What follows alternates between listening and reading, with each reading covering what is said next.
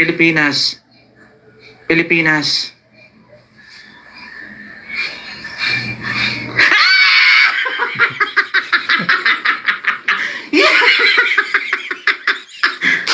Oh my God! Ah! Oh my God! Oh my God! Oh my God! Hindi ko kinaya!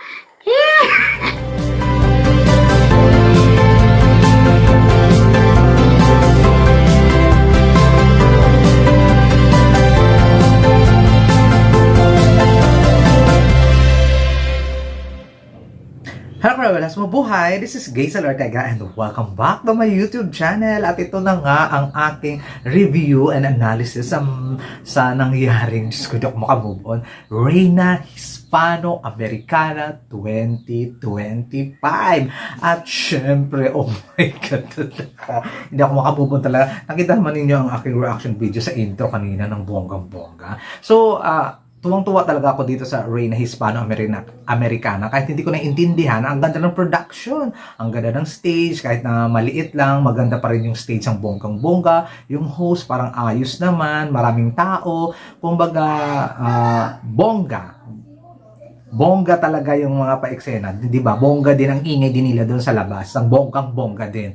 So ayun, masasabi ko ang bongga nila kahit regional pageant yun. One of the best pageant na sa Latin country talaga ang Reina Hispano-Americana. At syempre, nag-opening talaga ng bonggang-bongga, nagpakilala sila with their national costume. At syempre, sa gitna talaga si Diamante kasi alam ko naman na igigitna siya kasi siya yung nanalong best in national costume doon sa Reina Hispano.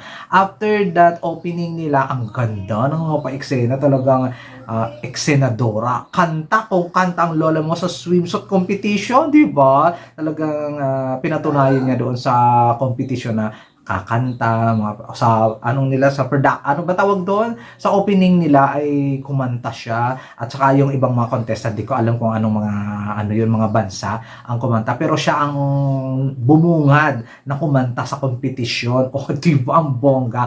At for the first time, at pinakita niya na ang kanyang swimsuit performance na doon pa lang sa taas, umikot na siya, tapos bumaba ng hagdan, another ikot, pabalik, ikot, forward, ikot, o diba? Ang daming pa ikot-ikot ang eksena ni Winwin Marquez. Hindi ko ipapakita sa inyo dito, baka mapa-imbornal tayo ng Reina Hispano at baka maka-copyright. Yung performance ni ni Diamante. Ano ba? Sino bang pinagsasabi ko si Diamante? Oh my God, Diamante. I'm so sorry. O tapos, ang kanyang evening gown ay isa yun sa mga magaganda. Hindi sa pinakamaganda, but isa sa mga magagandang gown. Ang kanyang evening gown performance. Then, may top 12 na. At syempre, yung top 12, nakapasok si Guatemala, si Colombia, si Costa Rica, si Ecuador, si Brazil, si Bolivia, si Peru, si Mexico, si Spain, si Venezuela, Philippines, at Polonia. Grabe ang kaba ko dito sa puntong top 12 na to kasi nga si Pilipinas pang-on si tinawag. High blood ka, nakakaloka, ibang klase din talaga yung mga international pageant na ito. Pag tumawag kayo, my goodness, purigabo sa mga pagtawag ninyo ng bonggang-bongga. Kasi, yung malapit na akong hihimatayin, kasi sabi ko nga, makapasok lang si Dia sa semi-finalist. Okay na ako doon. Tapos, yung top 12 na, after top 12 kasi, di ba, may mga pinapakita nila ang kanilang introduction video at maganda naman ang eksena doon ni Diamante sa introduction video. Kaya eto na, top 7. Ito ang reaction ko sa top 7 announcement. Shoink. Nako. Ay, nakakaloka. Wala pa si Espanya, wala pa si Ecuador, wala pa si Pilipinas, wala pa si Bolivia. Ay, nako.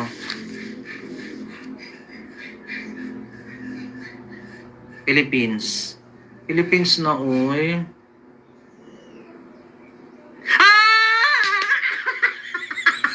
Niligwak sila ni Dia! Niligwak sila ni Dia! Oh, ayan, nakita na ninyo ang aking top 7 announcement sa pagkapasok ni Diamante sa top 7 at pang-pito talaga siyang tinawag. At naligwak talaga ng bonggang-bongga si Ecuador, si Spain at saka si Bolivia, na talagang nashock ako ng bonggang-bongga at sobrang saya ko dahil si Pilipinas ang pinila nila over sa ganung ka-strong ng mga candidate. Grabe. After that, pagtawag ng top 7, Q&A na at oh my God. ang galing talaga. Hindi yan mati doon sa Q&A. Ginamit niya yung oras ng translator para makapag-isip ng bongga, panalo, and grabe. Pag kindness, all about kindness talaga ang isagot mo sa Q&A. Baka nakaka-winner. Ganun din kasi yung sagot ni Megan Yang at saka ni Winwin Marquez at sa nung mga nanalo sila sa mga previous pageant na sinalihan nila about kindness. At ito, nanalo din si Diamante. Oh my God talaga. And etong fifth runner-up, ito si Poland. Fourth runner-up si Brazil. Third runner-up Peru. Second runner-up Spain. First runner-up Colombia. At saka, nakakaloka, hindi ko to alam na may mga vice queen pala ang Reina Hispano-Americana. Parang wala namang ganyan dati. Naloka lang talaga ako ngayon. Parang may halimbawa president, may vice president, mga ganun din sila ngayon, nakakaloka. So wala akong alam kasi hindi naman dati ganun yung format nila. So clueless ako, akala ko maliligwak yung isa, winner yung isa, at syempre nung tinawag si Diamante, syempre nagwala ang puso ko at mga nerves ko at saka mga bacteria sa loob ng katawan ko kasi nakakaloka. Ganito talaga ang feeling pag hindi ka nag-e-expect na mananalo yung kandidata natin. Dapat yung manage your expectation lang talaga kasi mahirap kasi na mag-expect at tapos hindi mag-win. Ang sakit-sakit, maraming beses ko nang naramdaman yan. Pero hindi ako nag-expect kay Dia, pero nagbigay siya ng bonggang performance dito sa Reina Hispano-Americana. Wala ka nang matalo man siya or manalo sa Q&A, sa swimsuit, sa evening gown. Wala ka nang maisasabi, wala ka nang may dadagdag, wala ka na pwedeng isuggest pa na ito sana ginawa, ito sana ginawa. Perfect yung ginawa ang eksena niya doon sa Reina Hispano-Americana. So hindi ko naman kasi alam kung anong sinagot ni Brazil, Peru, Spain, Colombia at Venezuela. Wala akong naintindihan. Ang naintindihan ko lang ay si Poland at saka si Philippines. Pero sa kanilang dalawa ni Poland, maganda yung sagot yan ng bonggang-bongga. Pero nung paubos na sila at natira si Philippines at saka si Venezuela, ay talagang yung puso ko ay nagtatakbuhan na talagtagod kasi yung mga small intestine ko ay talagang may sariling nagbuhay at kung ano na eksena. At tapos hindi ko pa alam kung ano maliligwak ba ang hindi tawagin. At my God, mabuti na lang.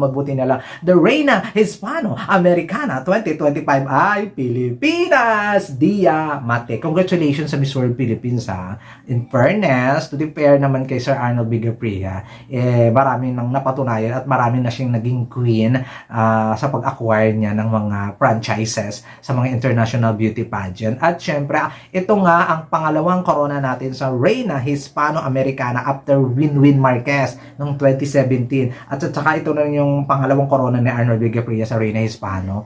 Amazing talaga ng bonggang-bongga. At maraming salamat sa nanonood sa akin sa pa-live ko, sa reaction video ko at saka sa mga nag-ayuda doon. Maraming thank you. Para gawin kong short, eto guys ang aking live reaction video sa pagkapanalo ni Miss Diamante, ang ating bagong Reina Hispano-Americana 2025. Please watch this!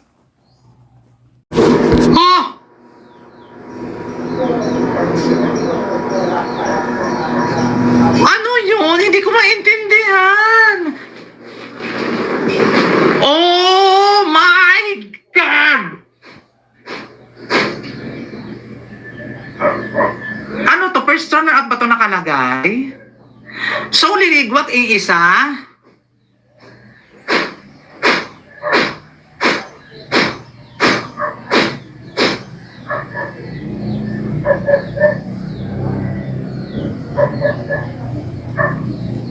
So, may maliligwak na isa?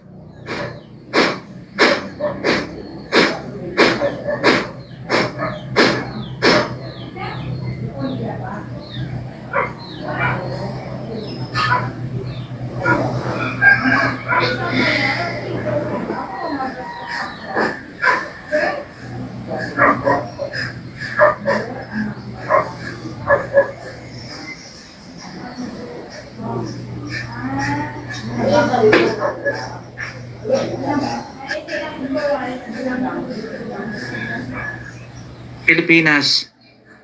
Pilipinas.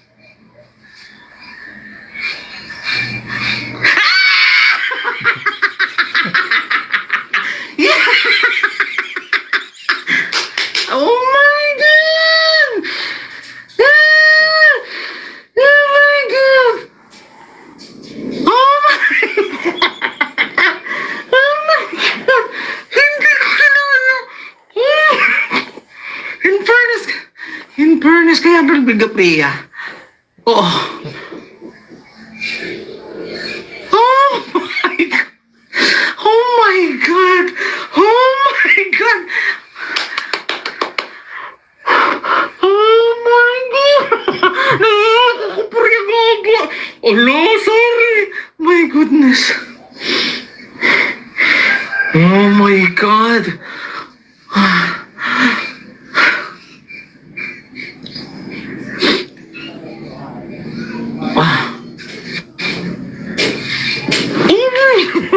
Oh my God! Oh my God!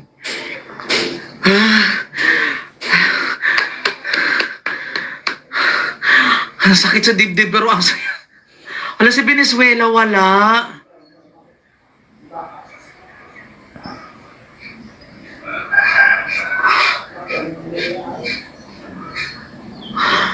Oh my God! Iba talaga sila mamili ng Reyna. Oh my God! Congratulations kay Diaz. Congratulations kay Miss World Philippines. Nakakaloka. Congratulations, grabe. Sagot ni Winwin, sagot ni Megan Yang at sagot ni Dia Mate parehas. Kaya kung gusto ninyo nga manalo sa beauty pageant, kindness is overload. Rico. Hala!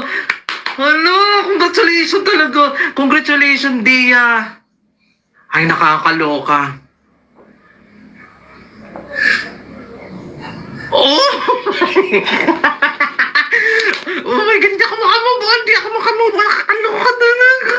Congratulations. Congratulations, Dia. Congratulations.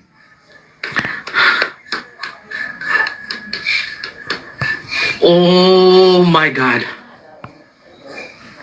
So, paano si Venezuela, guys? 6 runner-up. Hindi ko na nabasa yung ano ninyo. Ay, hindi na ako makamove on. Wait lang. Congratulations, Dia Mati. You can never go with kindness. Yes, you can never go with kindness. Kagaya na kay Chelsea. Magiging mabait ka lang. Nakakaloka, winner ka. My God, nakakuha na tayo ng pangalawang corona sa Reyna Hispano. First ever pageant ngayong taon, winner. Oh my God, nakakaloka. Ay, congratulations, Dia. Ay, nako. Nasaan na ako? Nakakaloka kayo. Nakakaloka. Oh my God, thank you so much. Congratulations talaga, Dia Mate. Congratulations ng bonggang-bongga. Ayan, nanalo na tayo ang regional pageant, international pageant, guys. Wait lang, guys, ha? OMG, second crown. Di ko na kayo mabasa isa-isa. Ayan na guys ha, napanood na ninyo ang aking live reaction video. Di ba nakakaloka? Wala akong sinabi kundi oh my God, oh my God, oh my God. Ngayon ko lang napansin, no, ang dami ko palang oh my God. Siguro, binilang nyo.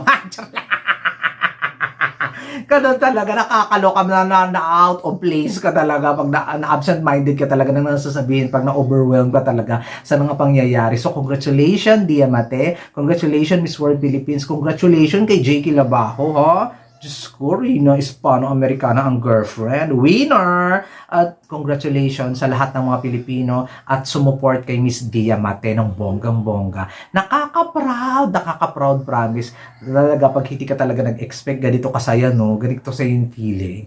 So, ayan. Congratulations sa Pilipinas, ang bonggang-bongga. Hi, this has been Gaisel Ortega. Ito ang aking review and analysis. Miss Reina Hispano-Americana. Wala palang Miss yun. Reina Hispano-Americana 2025. There you go! Paalam na! I'm so excited.